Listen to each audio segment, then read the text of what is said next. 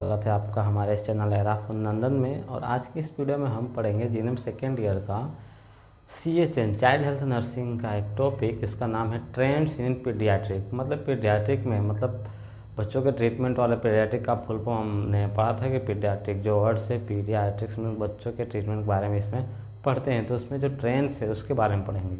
तो आइए पढ़ते हैं ट्रेंड्स क्या होते हैं। तो पहला ट्रेंड्स जो है फैमिली सेंटर केयर।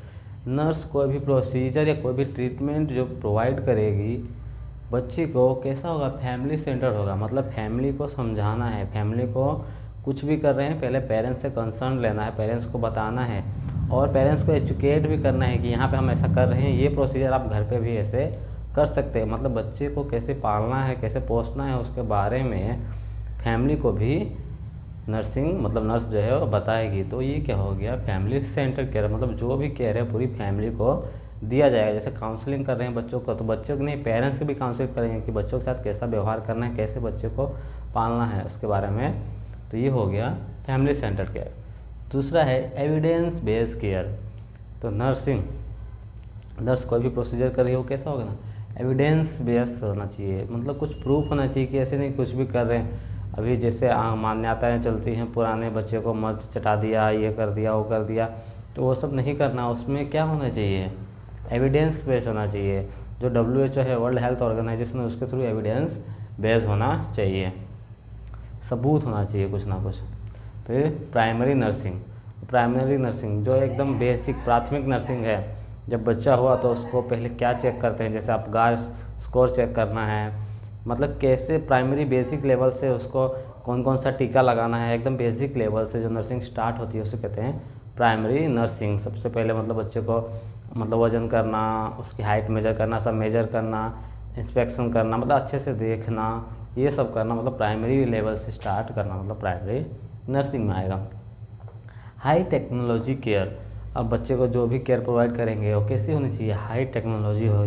आजकल जैसे पुराने ज़माने में ऐसे होता था, वैसे होता था, घर पे डिलीवरी हो जाती थी, तो वैसे नहीं। मतलब हॉस्पिटल में आए हैं तो हाई टेक्नोलॉजी, हॉस्पिटल में जो भी सुविधाएं हैं वो सब सुविधाएं बच्चों मतलब पेरेंट्स को मिलनी चाहिए। जो भी पेशेंट है उसको मिलनी चाहिए, जो भी टेक्नोलॉजी है उसका यूज करना है, हाई टेक्नोलॉजी केयर प्रोवाइड करना है।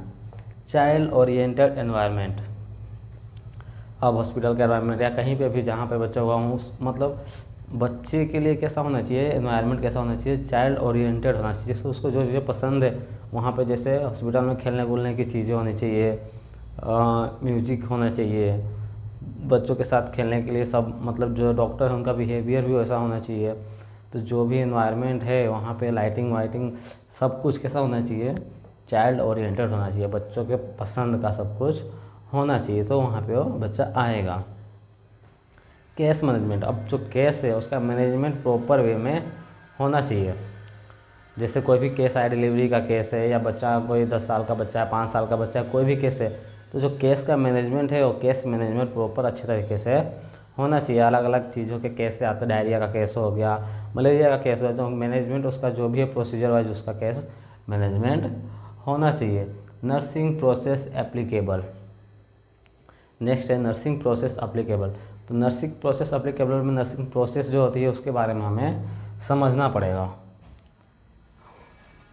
तो यहाँ देख लेते हैं नर्सिंग प्रोसेस, या ऐसे भी हम जानते हैं जो जैसे assessment, diagnosis, nursing care plan, implementation और इवोल्यूशन। ये जो 5 स्टेप है, ये बेसिक 5 स्टेप होते हैं। जैसे असिस्मेंट होता है तो जो बच्चा बोला या पेरेंट्स से उससे पूछेंगे क्या प्रॉब्लम हो रही है, पेरेंट्स को नहीं पता, बच्चा नहीं बता पा रहा है, तो उसके बाद डायग्नोस करना पड़ेगा। मतलब असिस्मेंट में सब्जेक्टिव ऑब्जेक्टिव डाटा होगा, फिर डायग्नोस में होगा, डायग्नोस करके पता कर लेंगे, फिर प्लानिंग करेंगे कि हाँ ये प्रॉब्लम है तो उसके हिसाब से क्या क्या प्लानिंग होनी चाहिए।